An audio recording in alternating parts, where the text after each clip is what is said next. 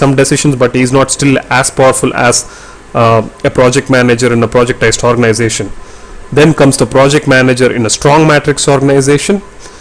He doesn't enjoy all the great things of a projectized organization, but he's part of a strong matrix organization where probably he's acting as a consultant, but he plays the role of a project manager for a particular project.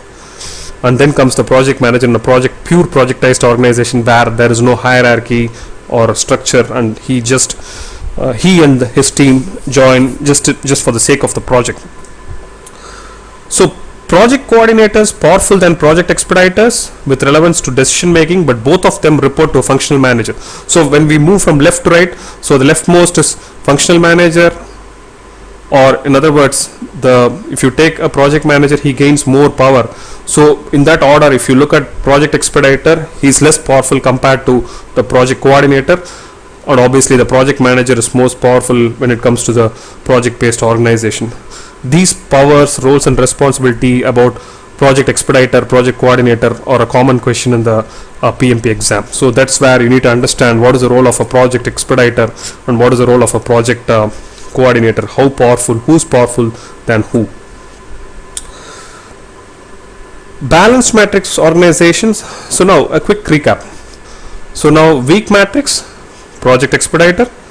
Balanced matrix, yes, it's project coordinator. The role of project manager is called as project coordinator in case of balanced matrix. Okay, so balanced matrix organizations have a project manager designation, but the PM reports to a functional manager, and most importantly, the project manager in case of balanced matrix organization is called as project coordinator. Strong matrix organizations have a separate hierarchy for project management, but the managers use members from functional team. Yeah, so it's more like a horizontal vertical kind of thing, where the manager comes from one vertical, he picks up people from different verticals and does the project. The project manager is still powerful in the context of the project, but the team doesn't belong to him. It has most of the strong matrix organization has lot of flavors of the projectized organization, but still it's not a pure project based organization. Projectized organizations either do not have functional departments, or functional departments play support roles. It's a typical software organization where HR and finance, they play support roles to different projects. Or you can have accounts where there is one person deployed for finance or HR for that account, but the whole team works on different projects. Managers and teams are allocated for separate projects. So people might be picked up from bench, and they would join for each of the projects within that particular business unit. A composite organization has both the characteristics of projectized and functional organization. So this has the composite organization has a project management hierarchy. It treats PMO or the project managers as a separate line. So that's where it has both the characteristics of projectized and functional organization. So let's quickly look at the project manager's authority. In case of functional organization, it is little or none.